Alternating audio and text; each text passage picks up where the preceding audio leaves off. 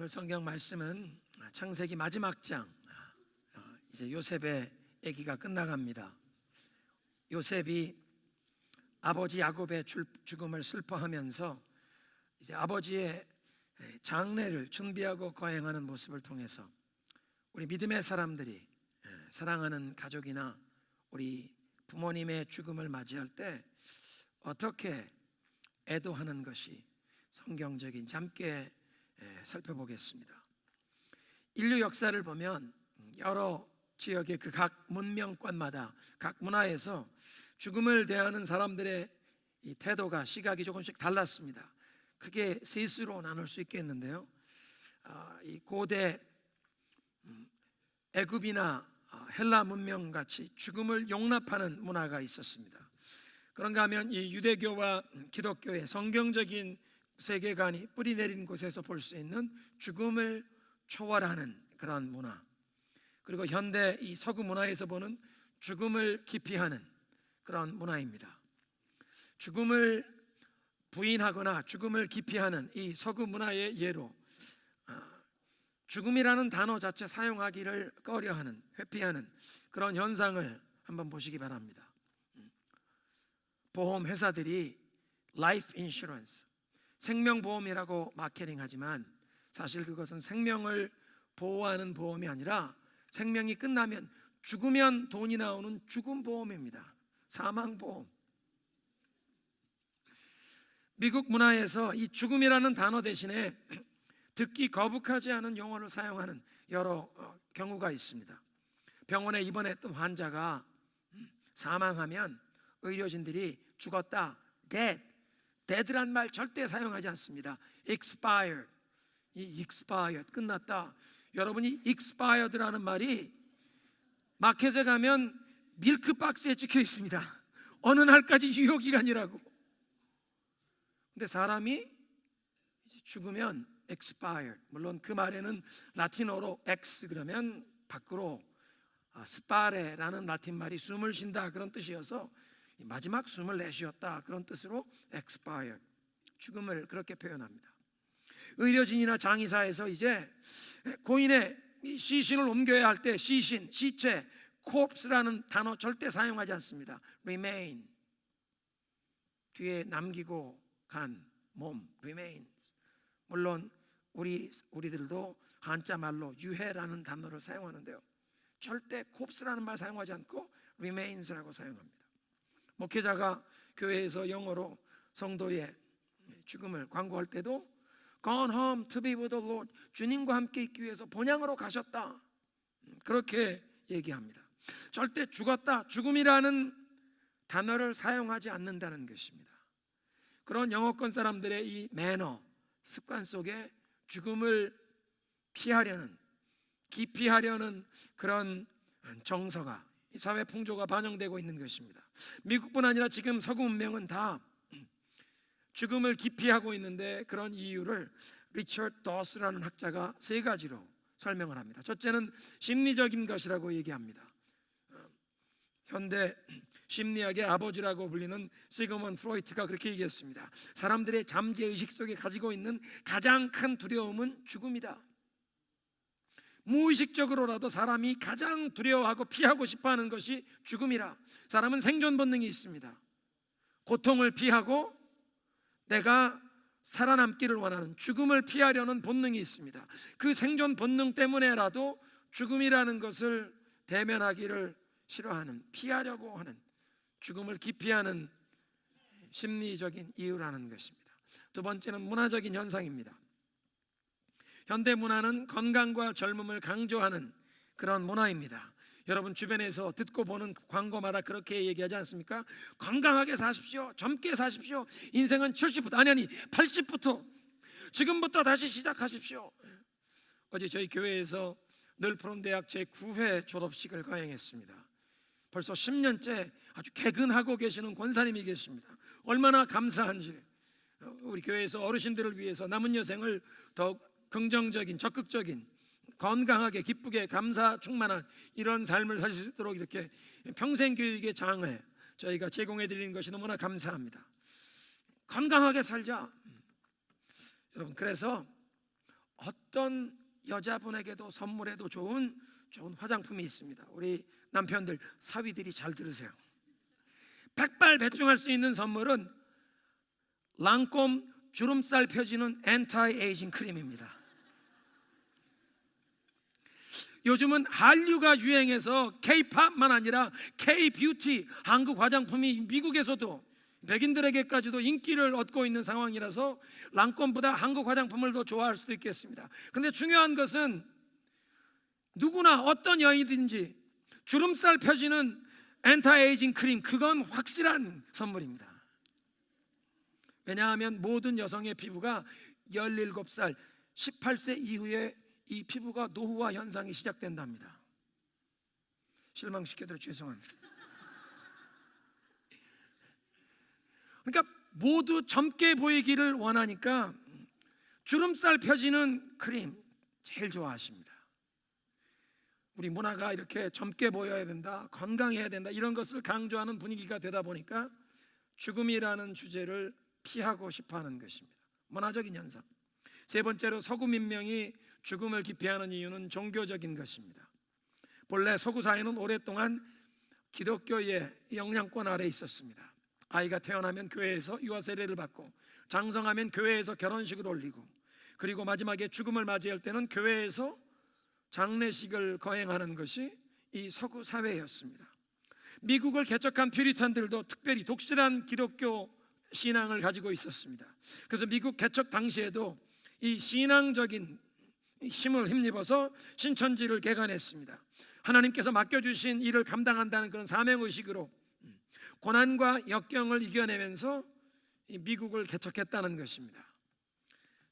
그리고 이렇게 사명을 감당하다가 이제 죽음을 맞이한 사람들을 교회에서 목사님이 장례식을 거행하며 그 사람의 삶과 그 사람의 죽음에 대한 의미를 부여했습니다. 신앙의 틀 안에서 자기의 인생과 죽음의 의미를 발견하던 것이 미국 문화였다는 것입니다. 그런데 20세기 이후에 서구의 많은 사람들이 하나님께 등을 돌리고 기독교 신앙에서 떠났습니다. 그리고 기독교 신앙에서 떠난 서구 사회, 세속화된 사회에서는 죽음에 대한 의미를 부여할 수가 없습니다. 하나님을 떠나서는 죽음에 대한 어떤 의미, 죽음을 설명할 수 있는 어떤 도구가 없는 것입니다. 그래서 하나님을 떠난 세속화된 이 서구 문화에서는 죽음은 감당할 수 없는 문제, 가능하면 피하려고 하는, 기피하려고 하는 현상이 일어났다는 것입니다. 죽음을 설명하거나 죽음을 소화할 능력이 없어서 죽음을 기피하고 외면하지만, 그렇다고 죽음이 다가오지 않습니까? 아직도 사망률은 100%입니다.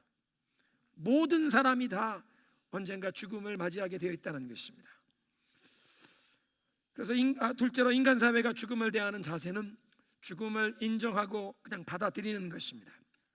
많은 고대 문화가 죽음을 기꺼이 받아들였습니다. 이 서구 문화의 큰 물줄기, 뿌리라고 할 수 있는 고대 히랍 문명에서 이런 예를 볼 수 있는데, 히랍의 유명한 철학자 소크라테스의 죽음이 바로 이런 모습을 보여줍니다. 소크라테스의 제자였던 플라톤이 자기의 책에 스승 소크라테스의 죽음에 대해서 기록을 했습니다. 소크라테스가 아테네 법정으로부터 사망 언도를, 사형 선고를 받았는데 그의 가르침이 이 아테네의 젊은이들에게 무신론을 가르쳐 준다고. 그러니까 고대 이 히랍 신화에 나오는 여러 신들, 그 신들은 실제가 아니다, 거짓이다. 이 소크라테스는 철학적인 사람으로서 이 이상, 아이데아 이런 것을 가르쳤습니다. 그러니까 아테네 사람들이 이 사람이 신이 없다고, 우리가 수많은 이 신의 석상들을 다 깎아놓고 그 신 앞에 제사하는데 그 신은 실제가 아니라고 가르치니 무신론을 가르쳐서 젊은이들의 도덕성을 타락시킨다고 사형 선고를 내려버리고 사약을 받아 죽어야 한다고 사형 선고를 내렸습니다. 소크라테스와 그 제자들이, 친구들이 모여서 슬퍼하고 제자들이, 선생님 도피하십시오. 이 시만 빠져나가면 다른 도시로 가시면 됩니다. 소크라테스가 유명한 말을 남겼죠. 악법도 법이다. 지켜야 한다. 나는 그 사약을 받고 죽겠다. 모든 제자들이 주변에 모여들었습니다. 그에게 사약이 내려졌는데 독약이 든 잔을 받아들은 소크라테스가 조금도 주저함 없이, 조금도 두려움 없이 그 독배를 받아 마셨다는 것입니다. 어떻게 소크라테스는 조금도 두려워하지 않고 주저함 없이 자신의 죽음을 맞이했습니까? 이 고대 헬라 사람들은 믿기를 사람의 영혼은 영원하다, 사람의 이 영혼은 영원한 것, 선한 것이다. 그런데 이 영혼이 몸에, 물질의 이 몸, 병들고 썩어질 수밖에 없는, 부패할 수밖에 없는 이 몸, 그래서 이 몸은 악한 것인데 영원한 선한 영혼이 이 썩어질 수밖에 없는 인간의 몸에, 육신에 묶여 사는구나.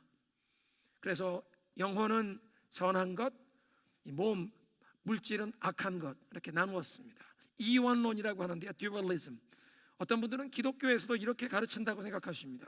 영혼은 선하고 육신은 무조건 악하다고 생각하시는데, 그런데 창세기 하나님께서 천지 창조한 장면을 읽어보면 하나님께서 이 물질 세계를 창조하시고, 하나님이 창조하시고 하나님께서 보시기에 좋았더라. 하늘과 땅을 창조하시고 물질 세계를 창조하시고 하나님이 보시기에 좋았더라 하셨습니다. 예수님께서 우리의 죄에 대한 형벌과 저주를 담당하시고 죽으실 뿐 아니라 부활하시는데 몸으로 부활하셨습니다. 제자들을 찾아오셔서 함께 떡을 떼어 식사를 하실 수 있는 몸으로 부활하셨습니다. 그러니까 예수 그리스도 안에 있는 구원은 영혼과 육신을 온전히 구원해 주시는 구원인 줄로 믿으시기 바랍니다. 영혼만 구원하고 육신은 악한 것, 더러운 것, 썩어서 없어지라는 것이 아니라 그리스도 안에 있는 구원은 영과 육을 다 구원해 주시는 줄로 믿습니다. 다시 헬라 사람들 얘기로 돌아옵니다. 그러니까 이 헬라 사람들은 영혼은 선하고 영원하고 육신은 악하고 병들고 죽어서 썩어져 없어져 버릴 것, 그러니까 이 선한 영혼이 이 악한 몸에서 빠져나가는 길은 죽음이다, 그렇게 생각했습니다. 그러니까 소크라테스가 자기에게 이 독약이 든 잔이 주었을 때, 아, 내가 이 독배를 마시고 죽으면 이제 이 썩어질 육신에서 빠져나가는 영원한 세계로 가는구나, 조금도 두려움 없이 독배를 받아 마셨다는 것입니다. 아무리 그런 사상, 그런 철학을 믿는다고 해도 죽음이 가져오는 슬픔을 피할 수가 없었습니다. 그래서 플라톤은 자기와 둘러섰던 모든 제자들이 자기네 스승이 그 독배를 받아 마시는 순간 비통하게 통곡하며 울었다고 기록합니다. 죽음을 받아들였던 헬라 문화의 그 한 역사의 한 장면이었습니다. 대부분의 동양 문명도 일찍부터 죽음을 그저 받아들였습니다. 이 윤회설을 믿는 불교, 또 불교의 뿌리가 되는 힌두교에서 죽음이란 존재의 한 과정으로 받아들이는 것입니다. 생로병사, 태어나고 자라고 병들고 죽고, 태어나고 자라고 병들고 죽고, 이 생로병사의 바퀴가 계속 돌아가니 죽음이란 중생들이 피할 수 없는 비극적인 운명의 한 부분이라 그렇게 가르쳤습니다. 그런데 우리 한국인의 정서에 이렇게 죽음을 불교적인 영향을 받아서 받아들인 것도 있지만, 그러나 그 죽음을 두려워하면서 피하려는 성향도 나타납니다. 염라대왕이 잡으러 오니까 무서워서 그 염라대왕 쫓아버리겠다고, 그래서 절에도 들어가는 문 앞에 이 무서운 그림들을 다 그려놓고 악귀를 쫓는다고 하는데, 그림이 악귀를 쫓을 수 있겠습니까? 우리 한국 사람들도 이 죽음을 무서워하고 죽음을 피하려는 성향이 있는데, 미국 사람들이 death, 죽음이라는 단어를 사용하지 않는 것처럼 우리 한국 사람들도 여러 가지 다양한 표현으로 죽음을 얘기합니다. 누구가 돌아가셨다, 어디로 돌아가셨나요? 별세하셨다, 운명하셨다, 마지막 숨을 거두셨다라고 얘기하지 죽었다라고 얘기하지 않습니다. 기독교인들은 하늘의 부르심을 받았다는 표현으로 소천, 하늘의 부르심을 받았다, 그런 단어를 사용합니다. 이런 표현을 사용하는 것이 고인에 대한 예의를 갖추는 것이라고 우리는 그렇게 생각합니다. 그런데 한국 사람들은 정말로 죽음을 기피하고 꺼리는 것입니다. 그래서 한국 사람들 공동묘지 옆에 사는 것 좋아하지 않습니다. 미국에 보면 공동묘지가 공원처럼 되어 있어서 공기 맑고 조용하고 아침에 산책 나가기 좋고, 한국 사람들 우리 동네에 화장터가 들어온다면 다 반대할 것입니다. 한국에서는 빌딩 엘리베이터 가면 몇 층 버튼이 없나요? 몇 층? 4층이 없습니다. 죽을 4자하고 그 소리가 같다고 숫자 4도 없애버리는 겁니다. 미국 사람들이 한국 가면 제일 이해하지 못하는 게 엘리베이터 버튼에 1층, 2층, 3층, 5층. 서양에서는 오래된 교회들을 가보면 교회 마당에 묘지들이 있습니다. 그냥 교회 마당에만 묘지가 있는 정도가 아니라 정말 오래된 교회당은 예배당 지하실에 묘실이나 납골당이 있는 경우가 있습니다. 목사님들, 장모님들 이 교회 지하실에 있는 묘실, 납골당에 모시는 그런 교회들도 있습니다. 그런데 우리 한국 교회는 이 예배당 건물 안에 지하실은 고사하고 마당에라도 누구 묘자리를 쓴다는 것 절대 용납 못할 것입니다. 한국 교회에 만약 들어오는 마당에 묘지가 있다면 많은 사람들이 그런 교회는 가기를 꺼려할 것입니다. 한국인이 죽음 근처에도 가기를 싫어하는, 죽음을 두려워하는, 무서워하는, 기피하는 그런 모습이라고 하겠습니다. 그런가 하면 죽음을 대하는 세 번째 자세, 성경적인 세계관을 가진 신앙인들에게서 보는 죽음을 초월하는 모습입니다. 사도 바울에게서 그런 모습을 볼 수 있는데요, 고린도전서 15장에 사도 바울이 이렇게 얘기합니다. 우리말 성경 번역인데요, 사망아 내 승리가 어디냐, 사망아 너의 독침이 어디 있느냐, 사망의 독침은 죄요 죄의 권세는 율법이니라. 그러나 우리 주 예수 그리스도를 통하여 우리에게 승리를 주시는 하나님 아버지께 찬송을 부를지어다. 바울은 사망, 죽음이라는 실체를 부인하지 않았습니다. 이 사망이 독침을 쏘듯 우리에게 슬픔과 고통과 아픔을 가져오지만, 그러나 그리스도 예수 안에서 우리에게 승리를 하나님이 주신다. 그래서 그 하나님께 감사할지어다. 죽음을 두려워하지 않고 죽음을 우리가 극복하고 이길 수 있다는 그런 확신을 담대하게 선포한 것입니다.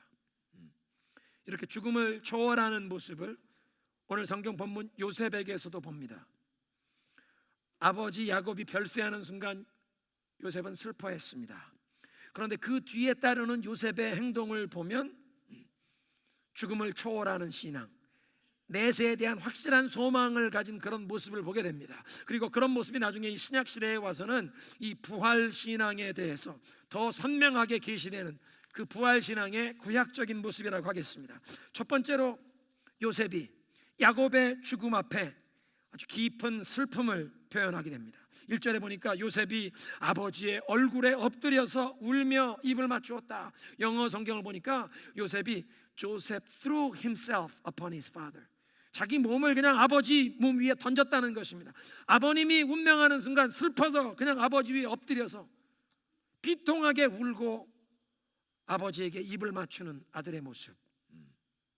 그리고는 70일 동안 애곡하는 기간을 가졌습니다.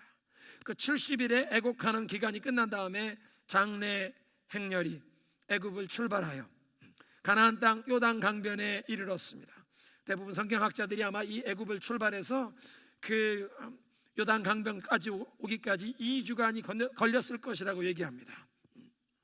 요단강 근처 아닷의 타작마당에 이르러서 다시 한번 7일 동안 애곡하는 그런 시간을 가졌습니다. 그리고는 아들들이 아버지의 시신을 메고 막벨라 밭에 있는 동굴에 가서 야곱을 안장했습니다. 보통 유대인들은 사람이 죽으면 24시간 안에 시신을 안장합니다. 인류의 시조였던 아담을 하나님께서 흙으로 빚어 만드셨고, 나중에 아담과 하와가 하나님께 불순종하고 죄를 범하여 죽음이 온 다음에 하나님 말씀하시기를 너희가 흙에서 왔으니 흙으로 돌아갈지니라. 하나님이 그렇게 말씀하셨다고 해서 이 유대인들은 사람이 죽으면 흙으로 돌아가는 것이 이치다. 그래서 간단한 관을 갖추어 24시간 안에 그냥 장례를 치러버립니다. 우리 한국 사람들은 3일장, 5일장, 7일, 8일장 얘기를 하는데 기독교식으로 장례하는 데는 그런 특별한 규범이 없습니다. 옛날에 한국에서 큰 일을 하려면 날을 받아오던 그 미신을 따르던 시절에는 3일장, 5일장 따지지만 우리 기독교인들에게는 가장 중요한 것은 이 장례에 꼭 참여해야 하는 유가족들이 얼마나 빨리 모일 수 있느냐, 유가족들이 다 모일 수 있는 날 정하면 되는 것입니다. 주일날을 빼고 그냥 유가족들이 모일 수 있는 날 장례를 거행하면 되는 것입니다. 오늘 성경 본문의 야곱의 장례는 그래서 전통적인 유대인의 장례가 아니었습니다. 7년 기근 동안 애굽 온 나라를 그 기근에서 살려낸 이 총리 대신 요셉의 아버지가 돌아가셨기 때문에 국장 수준으로 아주 성대하게 장례를 거행하는 것입니다. 그래서 그 장례 행렬에 애굽의 모든 관리들까지, 그 원로들까지 다 함께 이 호상꾼으로 따라왔다고 그렇게 기록하지 않습니까? 중요한 것은 요셉이 그 애굽의 왕궁의 예절을 갖추어서 아버지의 죽음을 애도하며 슬픔을 표현했다는 것입니다. 아무리 신앙이 투철하고 내세에 대한 소망이 있다고 할지라도 우리 사랑하는 부모님, 배우자, 자녀, 우리 동기, 우리 사랑하는 사람들이 죽었을 때 그 죽음 앞에 우리는 슬픔을 느끼고 우리 그 감정을 정리하는데 어느 정도 시간이 필요하다는 것입니다. 요셉처럼 이렇게 슬픔을 소화하고 애도하는 이런 기간을 갖는 것 건강한 것입니다. 성경적인 것입니다. 두 번째로 요셉은 부친에게 시신에 대한 이 아버지에 대한 예의를 갖추었습니다. 애굽 사람들이 시신을 썩지 않도록 이렇게 미이라로 처리하는 기술이 세계적으로 알려져 있습니다. 오늘도 미국에 있는 이 박물관에도 가보면 이집트에 그 미이라가 전시되어 있는 모습을 보기도 합니다.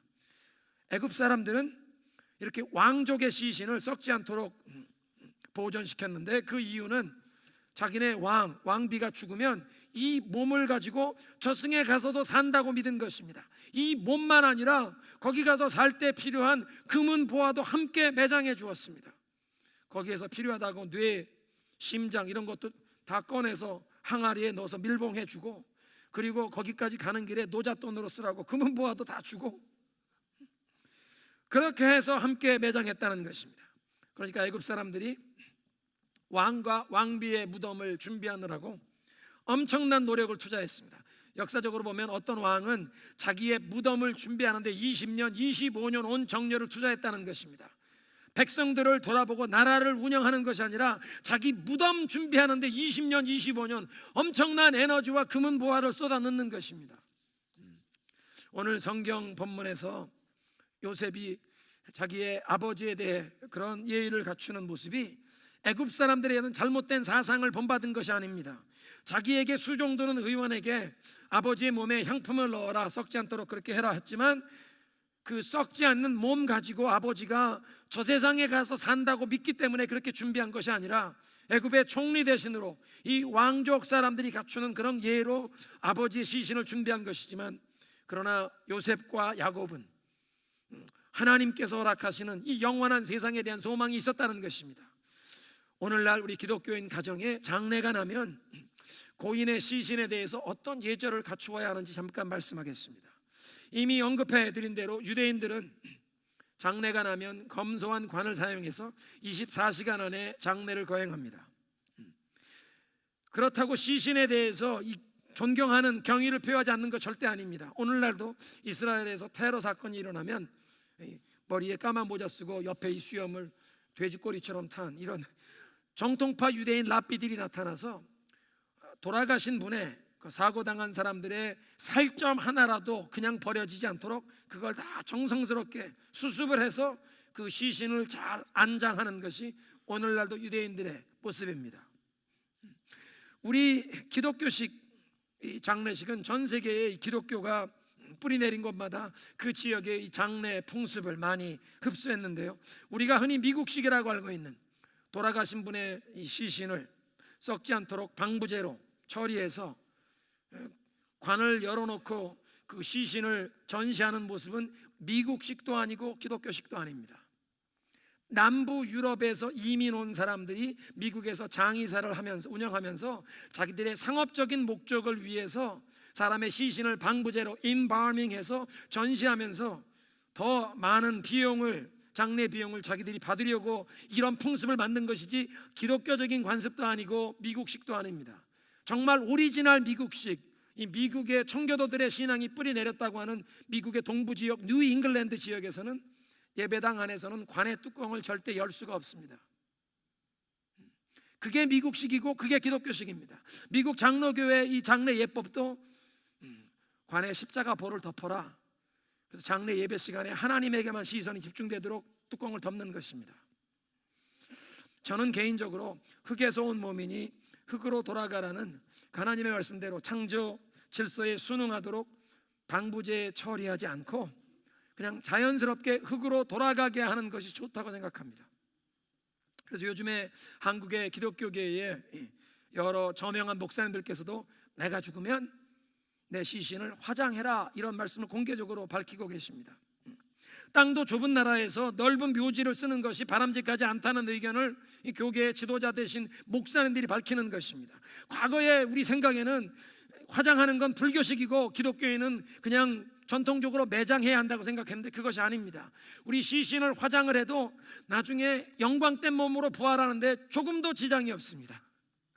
왜냐하면 성경을 보니까 요한계시록 20장에 바다도 그 삼키었던 자들을 다 내어놓을 것이며, 바다도 삼키었던 자들을 다 내어놓을 것이며, 또 우리 기독교 역사에 초대교회에서 핍박을 받아서 십자가에 못 박혀 불태워 죽였습니다. 시신이 없었습니다. 맹수들에게 내어주어서 맹수의 밥이 되어 순교하신 분들이 계십니다. 그 순교자들도 썩지 아니할 영광된 몸으로 부활하실 줄로 믿습니다. 그러니까 우리 기독교인들에게 장례가 났을 때 화장을 하느냐 전통적인 방법으로 매장을 하느냐 전혀 상관이 없습니다. 그냥 기독교적인 장례 절차를 통해서 예의를 갖추어 가족들이 고인에게 사랑과 존경을 표현하면 되는 것입니다. 더 중요한 것은 우리 부모님 살아계실 때 잘하는 것이 효도인 줄로 믿습니다. 관을 크게 쓰고 성대하게 장례식을 거행하는 것이 효도하는 것이 아니라 부모님 살아계실 때 잘해드리는 것이 효도라는 것입니다. 요셉은 아버지의 죽음 앞에 깊은 슬픔을 표현했습니다. 그리고 아버지께 대한 예의를 갖추었습니다. 그리고 세 번째로 아버지와 했던 약속을 실천하는 모습을 통해 요셉의 신앙 고백을 볼 수 있습니다.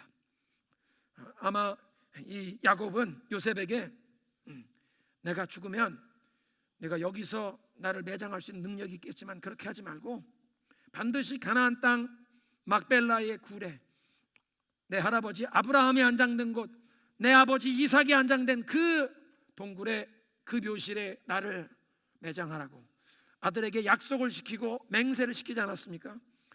요셉이 자기 아버지의 이 장례를 국장을 거행하듯 그렇게 치를 수 있었다면 매장하는 묘소도 애굽에서 제일 좋은 묘지를 찾아서 화려하게 그 돌산에 묘실을 준비하고 그런 화려하게 준비된 묘실에 애굽의 어떤 왕처럼 아버지를 모실 수 있었을 것입니다. 그런데 야곱은 여호와 하나님의 언약을 굳게 믿었습니다. 아브라함의 하나님, 이삭의 하나님, 야곱의 하나님, 우리에게 주시겠다고 하신 그 땅을 반드시 우리 자손들에게 주실 것이다. 그래서 호화로운 애굽의 묘실보다 하나님께서 당신의 백성들에게 약속으로 주신 그 땅, 거기에 나를 가서 안장해라. 야곱의 최후 유언을 보십시오. 49장 29절인데요 그가 그들에게 명하여 이르되 내가 내 조상들에게 돌아가리니 나를 햇사람 그 에브론의 밭에 있는 굴에 우리 선조와 함께 장사하라. 야곱은 이제 자신이 죽으면 자기 영혼이 그 믿음의 선진들과 함께 그 믿음의 선진들이 가 있는 천국에 갈 것을 믿었습니다. 영어 성경 보니까 gather to my people, 먼저 하나님 앞에 가 있는 그 믿음의 백성들과 내가 가서 그들과 합류할 것이라 얘기합니다. 자기가 죽으면 반드시 하나님 앞에 갈 것을 믿었습니다. 그런데 자기 영혼만 거기 가는 것 아니라 내 육신도 이 믿음의 선진들이 묻혀있는 하나님이 약속하신 그 땅으로 가지고 가라. 내 시신도 그 땅으로 가지고 가라. 그것이 야곱의 믿음이었고 그 아버지가 맹세시킨 대로 그 약속을 이행하는 요셉도 동일한 믿음을 가지고 있다는 것을 선포하는 것입니다. 나중에 요셉이 자기 자손들에게 똑같은 얘기를 합니다. 창세기 50장 25절인데 요셉이 또 이스라엘 자손에게 맹세시켜 이르기를 하나님이 반드시 당신들을 돌보시리니 당신들은 여기서 내 해골을 메고 올라가겠다 하라. 하나님께서 이제 여러분들을 기억하셔서 하나님의 때에 출애굽시킬 텐데 출애굽시킬 때 내 시신을, 내 해골을 반드시 메고 나가라. 이장해라. 나도 약속의 땅에 갔다 안장시켜라. 아버지를 가나안에 안장하기 위해 모시고 올라간 요셉은 고백한 것입니다. 나는 여호와 하나님의 언약을 믿습니다. 아브라함의 하나님, 이삭의 하나님, 야곱의 하나님, 그 약속하신 것을 반드시 성취할 것을 믿습니다. 그 땅을 당신의 백성들에게 그 언약의 땅으로 주시고 그곳에 하나님이 다스리신 하나님의 나라를 세우게 하실 줄로 믿습니다. 야곱의 그 장례식을 거행하는 요셉의 모습을 보면서 애굽 사람들 앞에 어떤 간증이 되었을까요? 아버지가 죽었는데 이 내세에 대한 소망이 확실하다고 요셉이 슬픔을 표현하지 않았다면 아마 애굽 사람들이 이 총리 대신이 아버지를 별로 사랑하지 않았나? 아버지가 떠나가셨는데도 별로 슬퍼하지도 않네, 그렇게 오해했을 수 있을 것입니다. 아니면 요셉이 그냥 슬퍼하고 비통함 가운데 빠져 있었다면 이 애굽 사람들이 보기에 이 사람들이 여호와를 믿는다고 하고 내세에 소망이 있다고 하지만 우리 애굽 사람들이 믿는 태양신만 못하나, 그렇게 생각했을 것입니다. 그런데 요셉이 애굽의 나일 강변의 호화스러운 묘시를 거부하고 가나안 총구석에 자기 아버지를 그 굴에 매장하겠다고 메고 올라가는 모습을 보면서 그 장례 행렬에 참여하면서 애굽 사람들이 어떤 생각을 했을까요? 아니, 총리 대신이 왜 부친의 시신을 이 먼 시골 구석으로 모시고 가나? 도대체 그 동굴에 이미 안장되었다는 아브라함은 누구며 이삭은 누군가? 아브라함의 하나님, 이삭의 하나님, 야곱의 하나님이 누구신가? 요셉은 애굽에서 70일 곡을 하는 기간 동안, 그리고 2주간 장례 행렬이 올라가면서, 그리고 그 아맛의 타작마당에서 7일 동안 곡하는 기간 동안 아브라함의 하나님, 이삭의 하나님, 야곱의 하나님을 간증했을 것입니다. 언약하시고 그 언약을 반드시 성취하시는 살아계신 하나님, 신실하신 하나님을 증거했을 것입니다. 예수를 믿는 우리들도 요셉처럼 우리 사랑하는 이들의 죽음을 맞이해야 합니다.